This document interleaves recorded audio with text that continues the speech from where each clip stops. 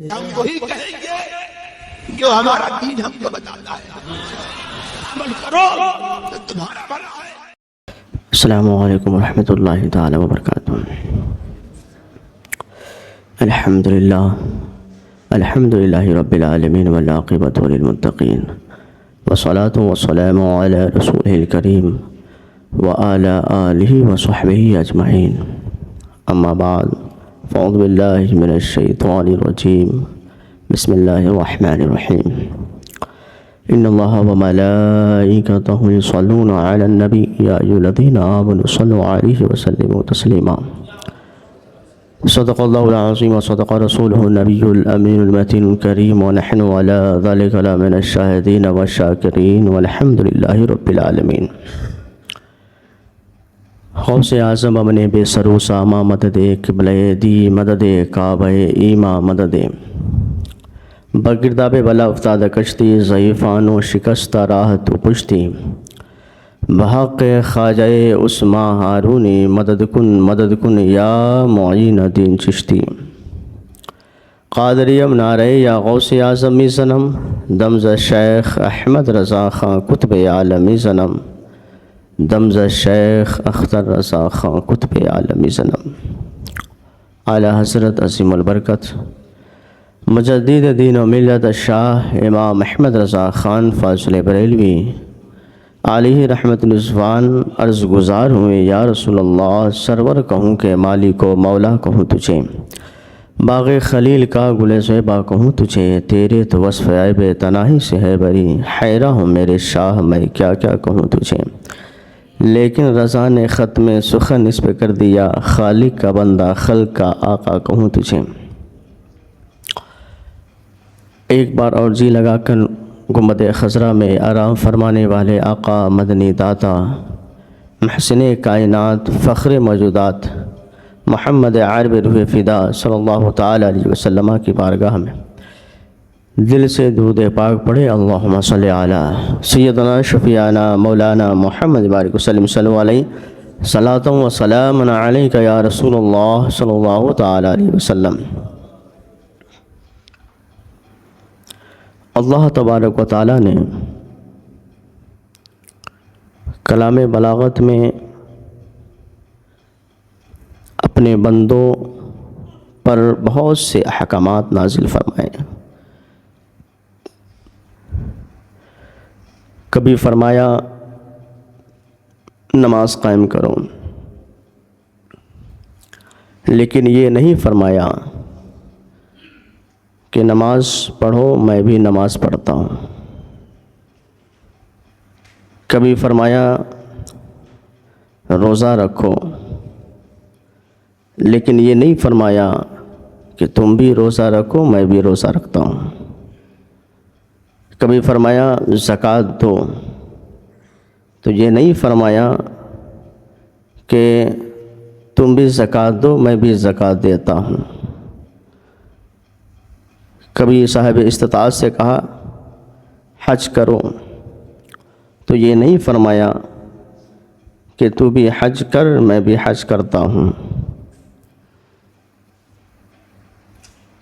قرآن مقدس میں بہت سے احکامات نازل فرمائے، لیکن یہ نہیں کہا تم کرو میں بھی کرتا ہوں۔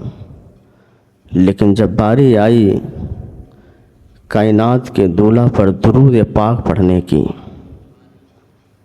تو فرمایا تو بھی پڑھ میں بھی پڑھتا ہوں۔ اور قرآن مقدس میں فرما دیا ان اللہ وملائکتہ یصلون علی النبی یا ایھا الذین آمنوا صلوا علیہ وسلموا تسلیما، کہ بے شک اللہ اور اس کے فرشتے درود بھیجتے ہیں، اے ایمان والو تم بھی درود بھیجو۔ یصلون کیا ہے؟ اس سے مراد یہ نہیں کہ ایک مرتبہ درود بھیجنا، بلکہ قیامت تک رب قدیر درود بھیجتا رہے گا، اور پھر قیامت تک کے یہ حکم ہے کہ میرے محبوب پر تم درود بھیجتے رہو۔ یاد رکھیں حضرت آدم علیہ السلام 300 سال تک اس زمین کے اوپر روتے رہیں، خوب رویا ایک لغزش کی بنا پر، جو ہم لغزش نہیں کہہ سکتے۔ اس لغزش کی بنا پر حضرت آدم علیہ السلام رب کی بارگاہ میں بخشش، اس لغزش کی بخشش کروانے کے لیے 300 سال تک زمین پر روتے رہے۔ اتنا رویا کہ سارے مسلمانوں کے رونے کو جمع کر دیا جائے تو بھی حضرت آدم علیہ السلام نے جتنی آنسو بہایا ہے اس کے مقابلے میں نہیں ہو سکتا۔ اتنا رویا، 300 سال تک روتے رہے، یہاں تک زمین میں پانی بھر دیا۔ لیکن ایک مرتبہ کہا، اے پاک پروردگار عالم، میں اس کا وسیلہ لیتا ہوں جو تیرا محبوب ہے، محمد الرسول اللہ صلی اللہ تعالیٰ علیہ وسلم کے وسیلے سے مجھے معاف فرما دے۔ اب جب کہا مجھے معاف فرما دے اور حضور کا وسیلہ، تو اللہ تبارک و تعالیٰ نے معاف فرما دیا۔ لیکن پوچھا، اے آدم، تجھے کیسے معلوم کہ میرا محبوب محمد عربی صلی اللہ تعالیٰ علیہ وسلم وہ ہیں؟ تمہیں کیسے معلوم؟ تو حضرت آدم نے کہا، اے پاک پروردگار عالم، جب تو نے میری تخلیق کی، جب تو نے مجھے بنایا، اور جیسے ہی میرے اندر روح ڈالا گیا، میری آنکھیں کھلی تو میں نے عرش پر دیکھا کہ لکھا تھا ایک ایسا نام جو تیرے نام کے ساتھ ملا ہوا تھا۔ میں نے دیکھا بسم اللہ الرحمن الرحیم لا الہ الا اللہ محمد رسول اللہ، تو مجھے یاد آیا کہ تیرے ساتھ جو نام ملا ہوا ہے وہ تیرا محبوب ہو سکتا ہے۔ میں اگر ان کے وسیلے سے دعا کروں تو ضرور تو قبول فرما لے گا، اس لیے میں نے دعا کی اور تو نے قبول فرما لی۔ حضرت آدم علیہ السلام کا مہر کیا تھا؟ حضرت آدم علیہ السلام نے جب حضرت اماں حوا رضی اللہ تعالی عنہا کو کے قریب جانا چاہا تو رب نے کہا مہر ادا کروں۔ کیا مہر ادا کروں؟ کہا میرے محبوب پر درود پڑھ۔ میرے آقا کریم صلی اللہ تعالی علیہ وسلم پر درود صرف ہمیں پڑھنے کے لیے نہیں کہا گیا، بلکہ رب قدیر خود ہی درود پڑھتا ہے اور حکم دے رہا ہے پڑھو۔ کیوں؟ اس لیے کہ میں پڑھتا ہوں، فرشتے پڑھتے ہیں، اس لیے تم بھی درود پڑھو۔ میرے آقا کریم صلی اللہ تعالی علیہ وسلم پر درود سبوں نے پڑھا، کیونکہ اللہ نے ہر چیز کا حکم دیا تو خود کرنے کا حکم نہیں دیا، اپنے بندوں کو حکم دیا۔ لیکن جب درود کی باری آئی تو رب قدیر خود بھی پڑھتا ہے، فرشتے بھی پڑھتے ہیں، اور تمام بندوں کو بھی حکم دیتا ہے تم بھی درود پڑھو۔ میرے آقا کریم صلی اللہ تعالی علیہ وسلم پر درود پڑھنے والا کتنا خوش نصیب ہوتا ہے، کتنا خوش نصیب ہوتا ہے۔ بنی اسرائیل کا ایک شخص اتنا گنہگار بدکار کہ اپنی زندگی کے پورے شب و روز کو گناہوں میں گزار دیا، جب وہ مرا تو اس کے مرنے کے بعد لوگوں نے اسے گھسیٹتے ہوئے کچڑے میں پھینک دیا۔ کہا یہ تو کبھی نیکی نہیں کیا، یہ کبھی اس نے اللہ کو یاد نہیں کیا، اس کی نماز جنازہ کیسے پڑھوں، اس کو مسلمانوں کے قبرستان میں دفن کیسے کیا جائے؟ اسے گھسیٹتے ہوئے کچڑے میں پھینک دیا گیا۔ حضرت موسیٰ علیہ السلام کا دور تھا۔ حضرت موسیٰ علیہ السلام سے رب نے فرمایا اے موسیٰ جاؤ اس شخص کو کچڑے سے نکال کر لاؤ، اسے پاک اور صاف کرو، اسے غسل دو، اس کی نماز جنازہ پڑھو اور اسے قبرستان میں دفن کرو۔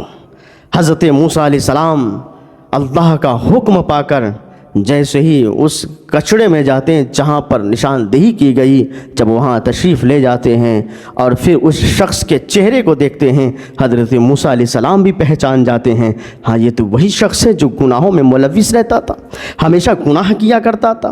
پھر جب اسے لایا گیا، کیونکہ رب کا حکم تھا، اسے غسل دیا گیا، نماز جنازہ پڑھی گئی، اسے دفن کیا گیا، پھر حضرت موسیٰ علیہ السلام نے کہا اے پاک پروردگار عالم، اس نے تو ہمیشہ گناہ کیا ہے، اس کے باوجود بھی اس کا اجر اتنا بڑا ہو گیا کہ تو نے مجھے حکم دیا کہ میں اسے غسل دے کر نماز جنازہ پڑھ کر اسے دفن کروں۔ رب قدیر فرماتا ہے اے موسیٰ سنو، جب یہ توریت پڑھ رہا تھا جو میں نے تجھ پر نازل کیا، میں جب اس توریت کو دیکھا، جب اس نے توریت کو دیکھا اور وہ پڑھنا شروع کیا، اس کے بعد اس توریت میں میرے محبوب کا نام اس نے دیکھا، اس نے نام کو دیکھ کر میرے محبوب پر اس نے درود پاک پڑھی ہے، اس درود پاک کے پڑھنے کی برکت سے میں نے اس کے تمام گناہ کو بخش دیا۔ نبی پاک صلی اللہ تعالیٰ علیہ وسلم پر صرف ایک مرتبہ دل سے درود پڑھا، وہ دل سے ایک مرتبہ دل سے درود پڑھا اور رب قدیر نے اسے بخشش کا پروانہ عطا فرما دیا۔ مصطفیٰ جان رحمت صلی اللہ تعالیٰ علیہ وسلم پر درود اگر آپ پڑھیں تو دل سے پڑھیں، سرکار کو یاد کر کر پڑھیں۔ اگر آپ نے ایک مرتبہ حضور پر دل سے درود پڑھا، وہ درود آپ کو کل قیامت کے دن کام آنے والا ہے۔ حدیث قدسی ہے، میرے آقا کریم صلی اللہ تعالیٰ علیہ وسلم میدان محشر جب قائم ہوگا، سارے اعمال تولے جائیں گے، جہنمی جہنم میں، جنتی جنت میں جا رہے ہوں گے۔ ایک مرتبہ یہ بھی ہوگا، میرے آقا خود فرماتے ہیں کہ کسی کے نام اعمال تولے جائیں گے اور اس کا پلڑا ہلکا ہوگا، پھر اس کے بعد اسے جہنم لے جایا جائے گا۔ حدیث کے مفہوم تو یہ ہے کہ حضرت آدم علیہ السلام دیکھ رہے ہوں گے، تمام تر انبیاء کرام دیکھ رہے ہوں گے کس کے امتی جنت میں جا رہے ہیں، کس کے جہنم میں جا رہے ہیں، تمام انبیاء کرام دیکھتے ہوئے نظر آئیں گے۔ ایک شخص ایسا ہوگا جس کا پلڑا ہلکا ہوگا اور برائیوں کا پلڑا بھاری ہوگا، اسے کہہ دیا جائے گا کہ جاؤ اسے جہنم میں لے کے جاؤ۔ جب اسے جہنم میں لے کے جایا جانے لگے گا، حضرت آدم علیہ السلام آواز لگائیں گے اے اللہ کے حبیب، آپ کا ایک امتی ہے جس کے گناہوں کے پلڑے بھاری ہو گئے، اسے جہنم لے جایا جا رہا ہے۔ میرے آقا کریم صلی اللہ تعالیٰ علیہ وسلم دوڑے ہوئے وہاں پہنچیں گے اور پہنچنے کے بعد فرشتوں کو روک دیں گے، اسے جہنم میں لے جانے نہ دیا جائے گا۔ اور اس کے بعد میرے آقا کریم صلی اللہ تعالیٰ علیہ وسلم ایک نوری کاغذ نکالیں گے اور اس کے بعد اس کے پلڑے پر رکھ دیں گے۔ جیسے ہی رکھنا ہوگا، نیکیوں کا پلڑا بھاری ہو جائے گا،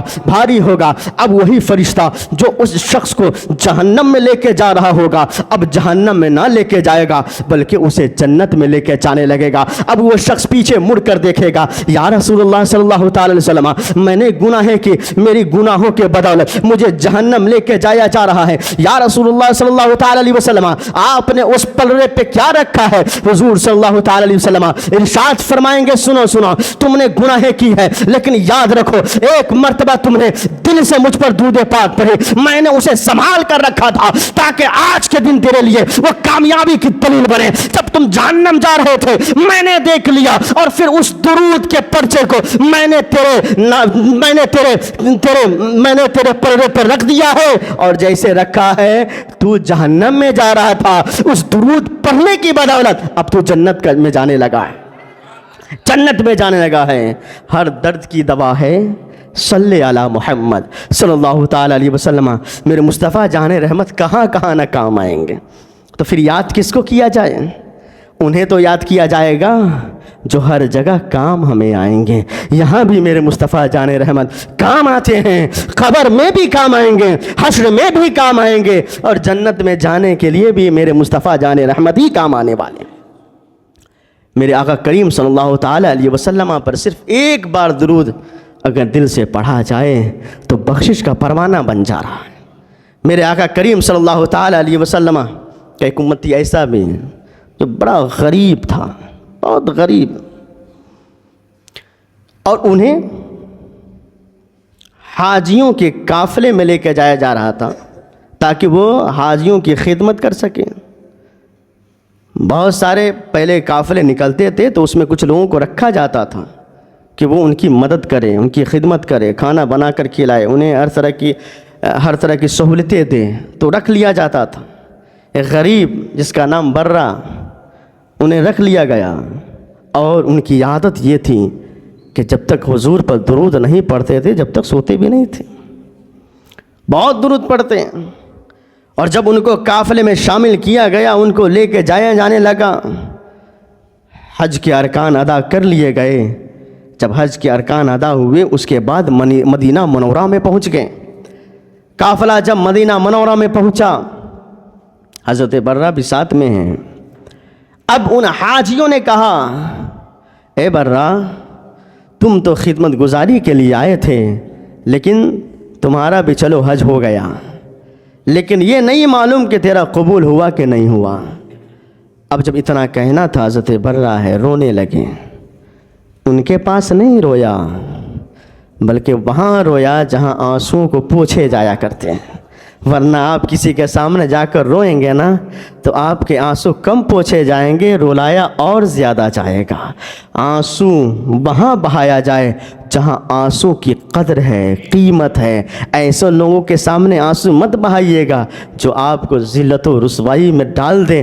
اللہ کے رسول صلی اللہ تعالیٰ علیہ وسلم کی بارگاہ میں حضرت برہ حاضر ہوئے، رونے لگے، کہنے لگے، یا رسول اللہ صلی اللہ تعالیٰ علیہ وسلم، آپ کے غریب امتی کو اس طرح ستایا جا رہا ہے، یہ کہا جا رہا ہے کہ تمہارا تو حج ہوا لیکن قبول ہوا یا نہ ہوا نہیں معلوم۔ اللہ اکبر، بار بار روتے رہیں، تڑپ رہیں، درود شریف کا ورد پڑھتے رہیں، روتے رہیں، درود پڑھتے رہیں، یہاں تک کہ آنکھ لگ گئی ہے۔ آنکھ لگنی تھی، قسمت بیدار ہو گیا۔ میرے مصطفیٰ جان رحمت خواب میں تشریف لائے ہیں اور پھر انہوں نے دیدار بھی کی۔ پھر آپ بیدار ہوئے تو دیکھتے کیا ہے کہ مصطفیٰ جان رحمت صلی اللہ تعالیٰ علیہ وسلم کے قبر انور کے پاس سے ایک چٹھی نمودار ہوتا ہے۔ اس چٹھی میں کیا رہتا ہے؟ برہ بری جہنم قبل الحج، کہ برہ جہنم سے آزاد بھی ہے اور اس کا حج قبول بھی کر لیا گیا۔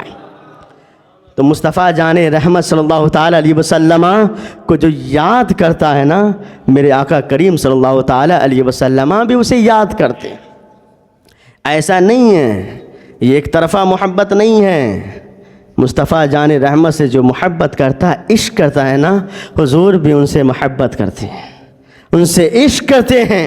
اور جو آپ درود شریف مصطفیٰ جان رحمت کی بارگاہ میں پیش کرتے ہیں، میرے آقا اسے خوب جانتے ہیں۔ جو آپ درود پاک پڑھا کرتے ہیں، جب آپ درود شریف پڑھتے ہیں، مصطفیٰ جان رحمت اسے جانتے ہیں۔ اور جب آپ بھول جاتے ہیں، نہیں پڑھتے ہیں، میرے مصطفیٰ جان رحمت اس انتظار میں رہتے ہیں کہ آپ درود شریف پڑھ لیں۔ یوں ہی نہیں کہہ رہا ہوں، یاد رکھیں، حضرت ایک ایسا شخص جو مقروض ہے کسی کا، وہ مقروض زیادہ قرض لے لیا، مقروض ہو گیا، اور جس نے قرض دیا اس نے اس سے مطالبہ کیا، تو وہ ایسا غریب تھا۔ ایک بات یاد رکھیں گے، حضور صلی اللہ تعالیٰ علیہ وسلم کی نظر رحمت غریبوں پہ زیادہ ہوا کرتی ہے۔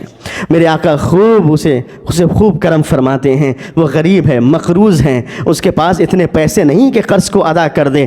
اب جس کا قرض لیا تھا اس نے کیا کیا؟ قاضی کے پاس مقدمہ درج کرا دیا کہ میں اس سے پیسہ مانگتا ہوں، یہ نہیں دیتا ہے، آپ یہ فیصلہ کریں۔ قاضی نے اسے بلایا اور بلانے کے بعد اس سے کہتا ہے، تم اس کے مقروض ہو؟ کہنے لگا، ہاں میں اس کا مقروض ہوں۔ کہا، اگر مقروض ہو تو اس کے قرض کو ادا کرو، کہا، میں غریب ہوں، میں تھوڑا کماتا ہوں، اسی میں اپنے بچوں کی پرورش بھی کرتا ہوں، گھر بار بھی چلا لیا کرتا ہوں، تھوڑے بہت جمع کرتا ہوں تاکہ میں قرض کو ادا کر دوں، مجھے وقت لگے گا۔ اس قاضی نے کہا کہ نہیں، تجھے جلد ادا کرنے پڑیں گے، کافی وقت ہو گیا، یہ بار بار تجھے کہتا مانگتا رہا, تو قرض کی ادائیگی نہ کر سکا, اب تم قرض کی ادائیگی کر دو ورنہ تیرے گھر بار کو جلا دیا جائے گا, ورنہ تجھے ستایا جائے گا, تم پر زبردستی کی جائے گی. اب وہ غریب شخص ہے, کیا کرے, مرتا کیا نہ کرتا, پریشان ہو گیا. ایک عالم کی بارگاہ میں جاتا ہے, کہتا ہے میں بہت پریشان ہوں, بہت پریشان ہوں. عالم صاحب کہتے کیوں پریشانی آ گئی, کیا بات ہے؟ کہا میں مقروض ہوں, میں نے قرض لے لی ہے, لیکن جس کا قرض لیا ہے وہ بہت ستاتا ہے, اور اس نے قاضی کے پاس ہمارے مسائل کو درج کیے. قاضی نے مجھے کہا ہے کہ میں جلد از جلد اس کے قرض کو ادا کر دوں, اب میں کیا کروں, میں پریشان ہو گیا ہوں. اب عالم صاحب کہتے سنو سنو, کیوں اتنا روتے ہو, رو اس کی بارگاہ میں جو تجھے رونا سن لیں گے. بے کس ہو, بے بس ہو, لیکن بے بسوں کا جو بس ہے, بے کسوں کا کس ہے, ان کی بارگاہ میں جاؤ, وہ تمہارے غم کو دور کر دیں گے. اور اس نے کیا کیا, درود شریف پڑھی ہے, درود پاک کا رات بھر ورد کرتا رہا, رات بھر ورد کرتا رہا, تاکہ نبی پاک صلی اللہ تعالی علیہ وسلم کی زیارت ہو جائے. حضور صلی اللہ تعالی علیہ وسلم کی بارگاہ میں اپنے جو معروضات ہیں اسے پیش کر دے. جیسے اس نے درود پاک رات بھر درود شریف پڑھی ہے, اور پڑھنے کے بعد آنکھ لگی ہے, قسمت بیدار ہوا ہے. مصطفیٰ جان رحمت صلی اللہ تعالی علیہ وسلم کو خام میں دیکھا ہے, خام میں حضور کو دیکھنا تھا. میرے آقا کریم صلی اللہ تعالی علیہ وسلم ارشاد فرماتے ہیں کہ تم کیوں رو رہے ہو؟ کہنے لگتا یا رسول اللہ میں اس لیے رو رہا ہوں کہ میں غریب ہوں, مقروض ہوں, میں قرض کھاؤں کہ قرض کو کیسے ادا کروں. میرے آقا کریم صلی اللہ تعالی علیہ وسلم ارشاد فرماتے ہیں فلاں شہر چلا جا, وہاں ایک وزیر رہتا ہے, ان کے پاس جانا اور ان سے جا کر مال لے آنا, اپنے قرض کی ادائیگی کر دینا. اللہ اکبر, اتنا کہنا تھا. اب وہ غریب شخص کہتا ہے یا رسول اللہ صلی اللہ تعالی علیہ وسلم میں اس وزیر کے پاس جاؤں گا, میں تو کہوں گا کہ حضور صلی اللہ تعالی علیہ وسلم خام میں تشریف لائے ہیں اور انہوں نے ہی پتہ بتایا ہے کہ اس شہر چلا جانا, اس وزیر سے ملنا, اس وزیر سے کہنا کہ حضور صلی اللہ تعالی علیہ وسلم نے بھیجا ہے تاکہ تو اپنا مال دے دے, میں قرض کی ادائیگی کر دو, اور میں کیسے اسے کہوں گا کہ آپ نے مجھے بھیجا ہے. جب اتنا کہنا تھا میرے مصطفیٰ جان رحمت صلی اللہ تعالی علیہ وسلم نے ارشاد فرمایا جا اسے کہنا کہ وہ مجھ پر درود پڑھتا ہے, وہ درود پڑھنا بھول گیا ہے. اللہ اکبر. جیسے یہ سنا ہے نکلا وہاں سے, اس شہر میں داخل ہوا, وزیر وہاں پر موجود تھے. جیسے اس کے قریب گئے, جانے کے بعد کہتا ہے میں مقروض ہوں, بہت قرض ہے مجھ پر, قرض خواہ مجھ پر آتے ہیں, مانگتے ہیں, جس کا میں مقروض ہوں مجھ سے پیسے مانگتے ہیں, میں غریب ہوں, میرے پاس اتنا مال نہیں ہے. حضور صلی اللہ تعالی علیہ وسلم نے تیرے پاس بھیجا ہے, تم اپنے مال سے مجھے کچھ دے دو تاکہ میں قرض کی ادائیگی کر لوں. اب وزیر کہتا ہے, وہی بات کہتا ہے, میں کیسے مان لوں کہ تجھے حضور صلی اللہ تعالی علیہ وسلم نے بھیجا ہے, اتنا کہنا تھا. اب وہ غریب شخص کہتا ہے اے وزیر سنو سنو, مصطفیٰ جان رحمت صلی اللہ تعالی علیہ وسلم نے یہ بھی ارشاد فرمایا ہے اس وزیر سے کہنا رات میں, ہر رات میں 1000 مرتبہ درود پاک مجھ پر پڑھتا ہے. اور وہ رات وہ بھول گیا ہے, جو گئی ہوئی رات تھی, اس رات میں اس نے درود نہیں پڑھی ہے. اب جیسے اس نے یہ بات کہی ہے وہ اپنے تخت سے کھڑا ہو گیا اور کہنے لگا میں 1000 درود ہر رات میں حضور پر پڑھتا ہوں, لیکن میری بیوی تک کو معلوم نہیں ہے, مجھے میرے اپنوں کو معلوم نہیں ہے. میں یہ درود مصطفیٰ جان رحمت کی بارگاہ میں پیش کرتا ہوں, اگر تجھے معلوم ہے تو یہ یقین ہے مصطفیٰ جان رحمت نہیں تجھے بتایا. جب اتنا کہنا تھا نبی پاک صلی اللہ تعالی علیہ وسلم نے جو ارشاد فرمایا وہ غریب کہہ دیا وزیر کو, کھڑا ہو گیا اور اس کے بعد کہا یہ سچ ہے, یہ حق ہے کہ مصطفیٰ جان رحمت نے تجھے بھیجا ہے. پھر اسے پکڑا اور یہ نہیں کہا قرض کتنے ہیں تمہارے پاس, تمہارے قرض کتنے ہو گئے ہیں, جتنا ہے بولو اتنا دے دیتا ہوں, بلکہ اس کے بازو کو پکڑا ہے, خزانہ کے سامنے کھڑا کر دیا ہے, کہا تجھے کسی اور نے نہیں بھیجا ہے, ارے اس نے بھیجا ہے جس کے صدقے میں رب نے ہمیں مالدار کیا ہے, اس نے تجھے بھیجا ہے. پکڑا بازو کو, کہا تجھے جتنی ضرورت ہے اس خزانے سے نکال لے, یہ سارا خزانہ تو مصطفیٰ کا ہے. ہر چیز میرے آقا کریم صلی اللہ تعالیٰ علیہ وسلم کے صدقے ملا ہے۔ آج کچھ پیسے ہو جاتے تو کہتے ہیں کہ یہ سب ہماری پراپرٹی، ہماری محنت کا نتیجہ ہے۔ نبی کا صدقہ نہ ہوتا تو پھوٹی کوڑی نہیں نصیب ہوتی۔ یہ میرے مصطفیٰ کا صدقہ ہے کہ تجھے ملا ہے، اور جب مصطفیٰ کا صدقہ ملے، مصطفیٰ جان رحمت کے صدقے ملے، تو اب اگر ہم میلاد پہ خرچ کریں تو پیٹ میں درد کیسی؟ ہم تو مصطفیٰ جان رحمت پر ساری چیز لٹانے کے لیے تیار ہیں۔ اس نے خزانہ کے پاس کھڑا کیا، کہا جتنا چاہتے وہ لے لوں۔ اب وہ شخص بھی بڑا خوش نصیب بھی سمجھیے اور بڑا انصاف ور بھی شخص سمجھیے، اس نے اتنا ہی لیا جتنا قرض تھا۔ اس نے یہ نہ سوچا آج اگر کسی کو کہا جائے خزانہ کھلا ہوا ہے جاؤ لوٹ لو، تو کسی کو موقع بھی نہیں ملے گا، پورا صاف ہو جائے گا۔ سمجھ رہے ہیں نا؟ ہم کہاں کسی کو موقع دیتے ہیں؟ جتنا ہڑپنا ہوگا ہم تو خود اپنے لیے ہڑپ لیتے ہیں۔ نہیں، رب سے ڈریے، جتنی ضرورت ہے اتنا لیجئے، اللہ تبارک و تعالیٰ کبھی محتاج نہیں کرے گا، ورنہ ہڑپنے لگیے گا تو پھر جانتے ہیں قبر میں جانا ہی ہے، پھر وہاں کیا منہ دکھائیں گے وہ آپ کو معلوم ہوگا۔ اس نے اتنا ہی لیا جتنا اس پر قرض تھا، لیا ہے۔ قاضی کے پاس پہنچ گیا، قاضی کے پاس پہنچا ہے۔ قاضی نے کہا مقررہ وقت پر پہنچا، وہاں پر جن لوگوں نے قرض دیا تھا وہ بھی پہنچ گئے، تمام پہنچے ہوئے ہیں، یہ بھی پہنچا۔ قاضی نے کہا کیا آپ کچھ لائے ہیں؟ اب بولنے کا تیور بدل گیا تھا۔ پہلے کیا تھا؟ تم کو دینا ہے قرض، نہیں دیں گے تمہارے ساتھ ایسا ہوگا ویسا ہوگا، یہ ہوگا وہ ہوگا۔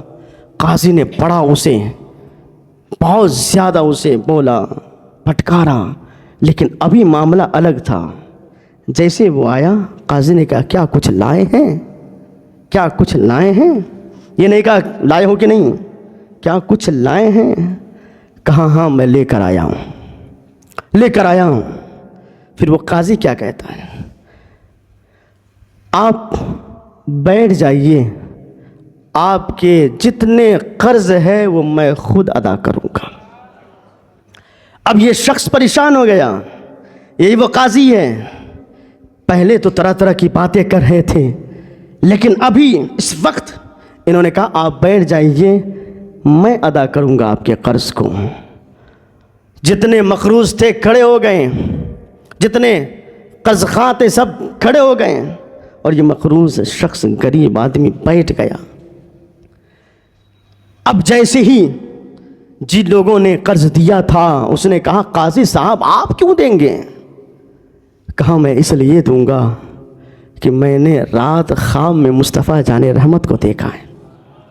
میرے آقا کریم صلی اللہ تعالیٰ علیہ وسلم تشریف لائیں اور کہا تجھے تو رب نے بہت دیا ہے، وہ میرا غریب امتی ہے، وہ مجھ پر درود پڑھتا ہے، کیا تم اس کے قرض کو اپنے مال سے ادا نہیں کر سکتے؟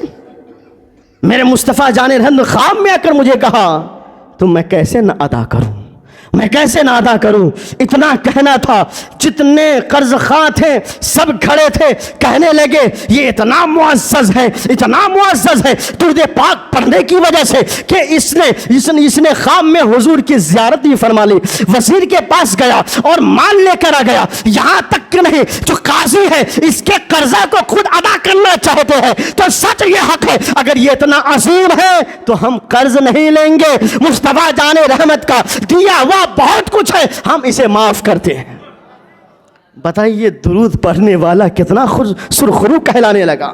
جو مقروض ہوتا ہے نا در در بھٹکتا ہے، لیکن وہ ایسا مقروض جو حضور کی بارگاہ میں درود کا نذرانہ پیش کر رہا تھا، اللہ نے کیسا مقام عطا فرما دیا محبوب پر درود پڑھنے کی وجہ سے کہ اللہ نے معزز بھی کر دی اور اس کے قرض کی ادائیگی بھی ہو گئی۔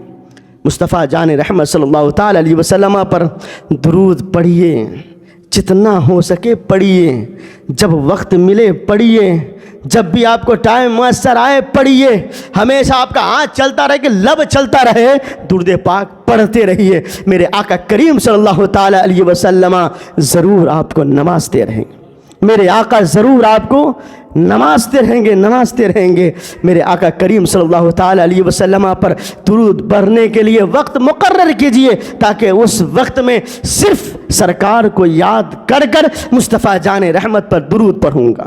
بس یہ سوچتے رہیں، پڑھتے رہیں۔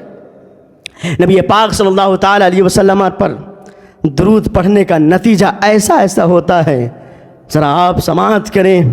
حضرت علامہ بوصری رحمۃ اللہ تعالی علیہ، مولا صلی وسلم دائماً ابدا، جنہوں نے لکھا ہے، وہ علامہ امام شرف الدین بوصری رحمۃ اللہ تعالی علیہ، آپ کو فالج لگ گیا، بیمار ہو گئے، ہوا کے شکار ہو گئے، فالج مار دیا، بستر پہ لیٹے ہوئے ہیں، لیکن میرے مصطفیٰ سے عشق بھی بہت کرتے تھے۔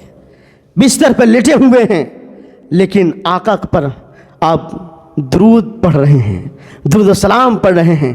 آپ نے قصیدہ بردہ لکھ دیا 170 اشعار پر، میرے مصطفیٰ کی شان میں ہر شعر مصطفیٰ جان رحمت کے، ہر عضو مبارک کے بارے میں، میرے مصطفیٰ کا، میرے مصطفیٰ جان رحمت کی سیرت کیسی ہے، میرے مصطفیٰ جان رحمت کے رخ زیبا کیسے ہیں، رخسار مبارک کیسا ہے، ہونٹ مبارک کیسا ہے، تندان مبارک کیسا ہے، تمام چیزوں کو عربی میں آپ نے تحریر فرمائی۔ اگر میں یہ کہوں کہ ہندوستان کا اگر بوصری دیکھنا چاہتے ہیں تو بریلی کے سرزمین پہ چلے جائیے، سرکار اعلیٰ حضرت کو دیکھ لیجئے۔ جس طرح ہدایت بخشش میں اعلیٰ حضرت نے اردو میں میرے مصطفیٰ کے ہر عضو کی تعریف کی ہے، اسی طرح علامہ شرف الدین بوصری نے عربی میں میرے مصطفیٰ کی تعریف فرمائی۔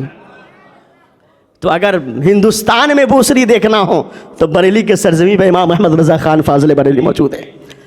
آپ لکھتے رہیں، 170 اشعار لکھیں، اور فالج کے شکار ہیں، بستر پہ لیٹے ہوئے ہیں، ہاتھ پاؤں کام نہیں کر رہا ہے، لیکن یاد رکھیں جو حضور پر درود پڑھتا ہے نا، حضور ضرور خبر لیتے ہیں۔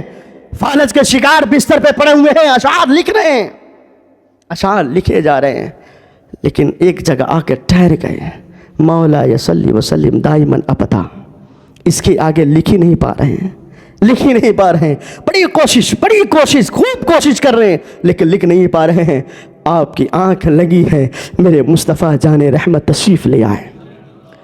جب آقا تشریف لائے ہیں اور کہا بوصری کیا حال ہے، کہا اے میرے مصطفیٰ جان رحمت، آپ سب دیکھ رہے ہیں، آپ سب ملاحظہ فرما رہے ہیں، میرے آقا کریم صلی اللہ تعالی علیہ وسلم نے حضرت امام بوصری کو جو چادر اوڑے ہوئے تھے وہ تحفے میں پیش کر دیا، اور پھر مصطفیٰ جان رحمت نے اپنے دست اقدس کو حضرت بوصری کے بدن پہ پھیرا ہے۔ حضرت بوصری رضی اللہ تعالی عنہ آپ صحیح اور سالم ہو گئے۔ پھر انہوں نے کہنا شروع کیا، یا رسول اللہ میں نے کچھ اشعار لکھے ہیں، میرے آقا کہتے ہیں وہی تو سننے آیا ہوں۔ حضرت امام بوصری تمام اشعار کو 170 اشعار ہیں، ایک ایک کر مصطفیٰ جان رحمت کو سنائے جا رہے ہیں، میرے مصطفیٰ سنے جا رہے ہیں، بوصری سنائے جا رہے ہیں، مصطفیٰ سنے جا رہے ہیں، بوصری سنائے جا رہے ہیں، مصطفیٰ جان رحمت سنے جا رہے ہیں، یہاں تک کہ اخیر میں پہنچے تو علامہ بوصری کہتے ہیں مولا صلی وسلم دائماً ابدا، اس کے آگے آپ نہیں بول پا رہے ہیں۔ مصطفیٰ جان رحمت کہتے ہیں بوصری آگے بولو، کہتے ہیں اس کے آگے مجھے نہیں ہو پا رہا ہے، میں رقم نہیں کر پا رہا ہوں۔ مصطفیٰ جان رحمت کہتے ہیں اے بوصری، اگر ایسی بات ہے تو پہلا مصرع تیرا ہوگا، دوسرا مصرع میرا ہوگا۔ مولا صلی وسلم دائماً ابدا علی حبیبی کے خیر خلق کلہم، یہ میرے مصطفیٰ نے فرما دیا۔ تو اس کو کمپلیٹ میرے مصطفیٰ جان رحمت نے کیا ہے۔ میرے مصطفیٰ جب چلے گئے نا، علامہ بوصری نے اپنی آنکھ جب کھولی تو اپنے آپ کو صحیح پایا، اور جو مصطفیٰ جان رحمت نے تحفہ میں چادر شریف پیش کی تھی آپ کے سینے پہ موجود تھا۔ پھر کہتے حضور کو خبر نہیں، حضور کو ہر چیز کی خبر ہے، میرے مصطفیٰ جان رحمت ہر چیز جانتے ہیں۔ اسی طرح علامہ شیخ سعدی رحمۃ اللہ تعالی علیہ، جنہوں نے پوری دنیا کا چکر لگایا ہے، جنہوں نے گلستہ اور بوستہ لکھی ہے جو درس نظامی جماعت اولیٰ میں پڑھائی جاتی ہیں، حضرت شیخ سعدی رحمۃ اللہ تعالی علیہ بھی آپ نے جب اسے لکھا نا بلغ العلا بکمالہ کشفت دجا بجمالہ حسنت جمیع خصالہ صلو علیہ والہ، تو جانتے ہیں یہ صلو علیہ والہ یہ کس کا دیا ہوا ہے؟ یہ میرے مصطفیٰ جان رحمت کا دیا ہوا۔ حضرت علامہ شیخ سعدی نے بھی لکھنا شروع کیا تھا نا بلغ العلا بکمالہ کشفت دجا بجمالہ حسنت جمیع خصالہ، آگے قلم نہیں چل رہا تھا، میرے مصطفیٰ نے فرمایا لکھ صلو علیہ والہ۔ تو یہ ایسے جو بزرگان دین ہمیں سکھا کر چلے گئے کہ جو تم درود پڑھتے ہو وہ میرے آقا سنا کرتے ہیں، ایسا مت سمجھنا کہ جو تم درود پڑھتے ہو وہ حضور نہیں سنتے ہیں، میرے آقا ضرور سنا کرتے ہیں۔ دلائل الخیرات آپ لوگوں نے پڑھا ہے؟ جو دلائل الخیرات پڑھتے ہیں ان سے پوچھیے گا، اس کی برکتیں بہت ہیں، بہت برکتیں ہیں۔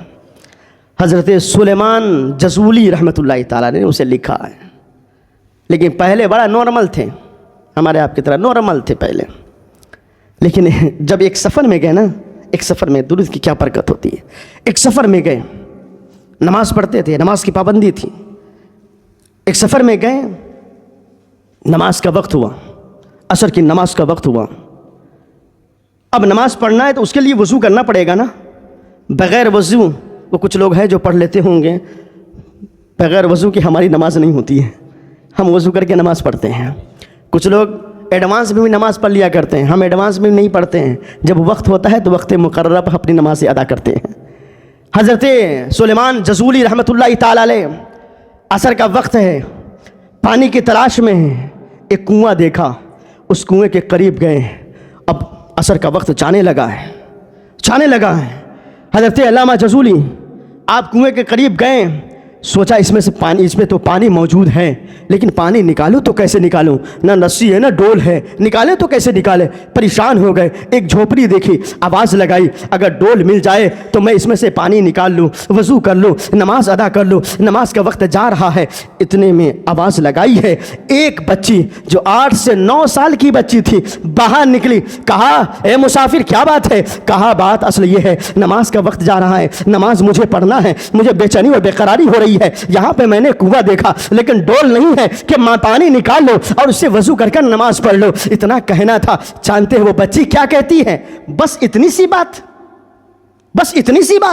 بتائیے، اتنی سی بات ہے، پریشان ہے، نماز کا وقت جا رہا ہے، اور وہ بچی کہتی ہے اتنی سی بات، بس اتنی سی بات۔ کہا آپ کو اتنی سی بات لگ رہی ہے، مجھے پانی چاہیے کہ میں نماز پڑھ سکوں، وضو کر سکوں۔ اللہ اکبر، وہ بچی کنویں کے قریب جاتی ہے اور اس کے لب ہلے اور اس کنویں میں اس نے تھوک دیا، جیسے تھوکا ہے پانی اوپر ابلنے لگا ہے، پانی کنویں کے تہہ میں تھا، پانی اوپر آ گیا۔ کہا اب آپ وضو کر لیجئے، نماز پڑھ لیجئے۔ اب اس نے کہا اے بچی، اے پیاری بچی، سنو میرا نماز کا وقت جا رہا ہے، میں وضو کر کے نماز پڑھتا ہوں، تو اس سے ایک بات پوچھوں گا، بس تم ٹھہری رہنا۔ وہ بچی وہی رکی رہتی ہے۔ علامہ سلیمان جزولی رحمۃ اللہ تعالی علیہ ہیں، آپ نے وضو کیا، نماز ادا فرمائی، اور نماز ادا فرمانے کے بعد کہتی ہے پیاری سی بچی یہ تو بتاؤ تم نے کیا پڑھا ہے؟ تم نے کیا پڑھا ہے کہ پڑھ کر تم نے اس میں تھوکا ہے، پانی باہر آ گیا ہے؟ میں تلاش ڈول کر رہا ہوں، رسیاں تلاش کر رہا ہوں تاکہ پانی باہر نکل آئے، میں وضو کر کے نماز پڑھ لوں، لیکن تم نے کیا پڑھا ہے؟ وہ بچی کہتی ہے میں نے کچھ نہیں پڑھا، بس پڑھا ہے تو مصطفیٰ جان رحمت پر درود پڑھا ہے۔ جب اتنا کہنا تھا، اب حضرت سلیمان جزولی کہتے ہیں درود تو میں بھی پڑھتا ہوں، درود کون نہیں پڑھتا ہے؟ جو مصطفیٰ جان رحمت کا کھاتا ہے وہ ضرور درود پڑھتا ہے۔ جانتے ہیں وہ کہتے ہیں درود تو میں بھی پڑھتا ہوں، لیکن تیرے درود میں اتنا پاور۔ تو کہتی ہے کہ میرے والدین نے مجھے ایک چیز سکھائی ہے کہ بیٹا کبھی حرام مت کھانا اور کبھی جھوٹ مت بولنا۔ میری زبان کبھی جھوٹ نہیں بولی، اور نہیں میں نے اپنے حلق کے نیچے کبھی حرام کا ایک لقمہ کھایا ہے۔ علامہ جزولی اسی دن سے طے کر لیے کہ اب جو میری باقی زندگی ہے کچھ نہ کروں گا، بس مصطفیٰ جان رحمت پر درود پڑھوں گا۔ پوری زندگی درود پڑھتے رہیں اور اس طرح مستغرق ہو گئے، اس طرح درود پڑھتے رہیں کہ آپ نے کتاب لکھ دی جس کا نام دلائل الخیرات ہے۔ اس کتاب کا عالم یہ ہے نا کہ اگر اسے صحیح صدق دل سے اسے پڑھنے والا پڑھتا ہے نا، کئی ایسے ہوئے جو اس دلائل الخیرات کتاب کو پڑھ کر رب کے ولی بن گئے ہیں۔ یہ ایسی کتاب ہیں دلائل الخیرات جو حضرت سلیمان جسولی نے لکھا۔ تو میرے مصطفیٰ جان رحمت کی بارگاہ میں پیش تو کیجئے، پیش کرنے کا انداز جیسا بھی ہو، لیکن آواز دل سے آنی چاہیے، دل سے آواز ہونی چاہیے۔ چاہے پیش آپ جس طرح کرنا چاہیں آپ کریں، لیکن دل سے کریں گے نا، حضور ضرور سنیں گے۔ 85 سال کی ایک بڑھیا مصطفیٰ جان رحمت کی بارگاہ میں حاضر ہیں، اور وہ حضور کی بارگاہ میں درود پڑھ کر اپنے انداز میں جیسا آتا تھا، ان پڑھ تھی وہ، اس طرح حضور سے مانگ رہی ہیں۔ اور جب مانگنے لگیں، دیکھتی کیا ہے، ایک اور خاتون ہے جو کتاب کھول کر بڑے بڑے القابات کے ساتھ مصطفیٰ جان رحمت کو پکار رہی ہے، دعا کر رہی ہے۔ اب بڑھیا کا دل چھوٹا ہو گیا کہ مجھے تو جیسا آتا ہے ویسے حضور کو یاد کر رہی ہوں، ویسے حضور کو یاد کر کر ان سے مانگ رہی ہوں، لیکن یہ ایسے القابات، ایسی چیزیں وہ کتاب سے پڑھ کر حضور کی بارگاہ میں پیش کر رہی ہے اور حضور سے مانگ رہی ہیں، تو حضور انہی کی تو سنیں گے، ہماری کیسے سنیں گے؟ یہ دل میں خیال پیدا ہو گیا۔ جیسے تیسے اس نے مانگ کر واپس آ گئی، اور پھر اپنے بستر پر درود پاک پڑھ کر سوئی ہے۔ قسمت بیدار ہوا، میرے مصطفیٰ جان رحمت خواب میں تشریف لے آئے، خواب میں تشریف لائے، کہا اے ضعیفہ، تم جو مجھ پر درود پڑھتی ہو اور جو تم مانگ رہی ہو وہ سب سے زیادہ مقبول ہیں۔ تو مطلب کیا ہوا؟ اس کی سند میرے مصطفیٰ نے دی ہے، جیسا آپ کی زبان سے ادا ہو ویسا آپ ادا کریں، لیکن دل کی کیفیت سے آپ کی آواز نکلنی چاہیے۔ آپ دل سے مصطفیٰ جان رحمت کو یاد کیجئے، نبی پاک صلی اللہ تعالی علیہ وسلم کو دل سے آپ پکاریے، آقا کریم صلی اللہ تعالی علیہ وسلم کو دل سے آپ یاد کر درود پاک پڑھیں، مانگیں، میرے آقا ضرور سنتے ہیں، ضرور سنتے ہیں۔ ہم جو پڑھتے ہیں میرے مصطفیٰ کو خبر ہے، جیسا کہ آپ کو اس تقریر سے سمجھ میں آ گیا ہوگا۔ آخر بات حضرت قطب الدین بختیار کاکی رحمۃ اللہ تعالی علیہ، جو مہرولی کے سرزمین پر جن کا مزار مبارک ہے، دلی کے سرزمین پر آپ گئے ہوں گے، حاضر دیے ہوں گے، اکثر و بیشتر لوگ وہاں پر حاضر دیے ہوں گے۔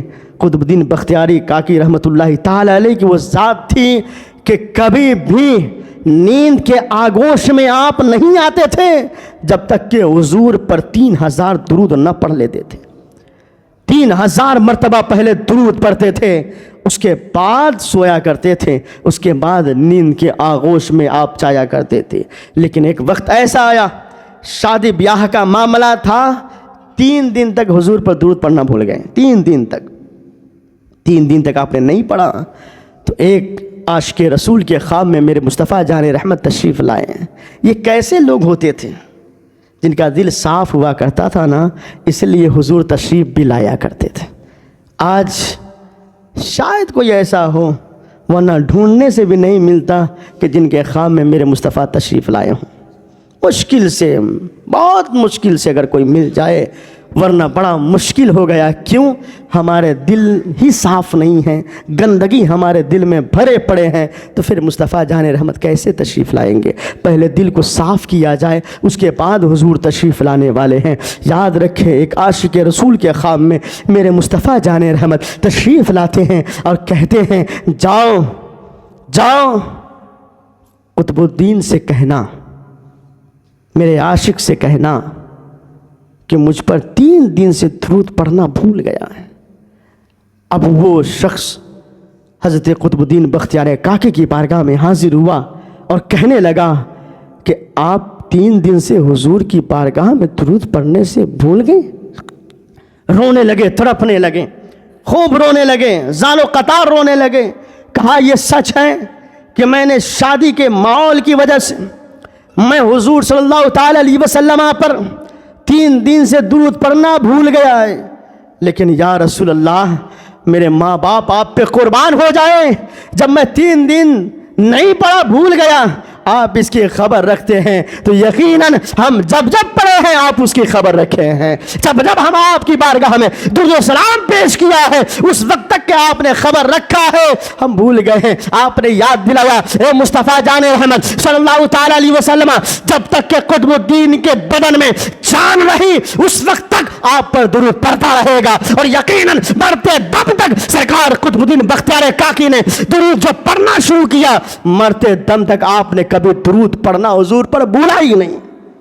یہ حضرت قطب الدین بختیار بزرگان دین کا یہ معاملہ تھا، وہ سوتے تھے نا تو درود شریف پڑھ کر سویا کرتے تھے۔ آج ہمارا ماحول یہ ہے کہ ہم سوئیں تو موبائل دیکھ کر سوئے، اللہ اکبر، اور پھر کہتے ہیں ہم سچے عاشق ہیں۔ کیا آپ سچے عاشق ہیں؟ سچے عاشق تو وہ ہیں جو کہہ گئے کہ سو تو درود پڑھو، اٹھو تو درود پڑھو، اور جگو تو درود پڑھو، بیدار ہو تو درود پڑھو، ہر وقت مصطفیٰ جان رحمت درود پڑھو۔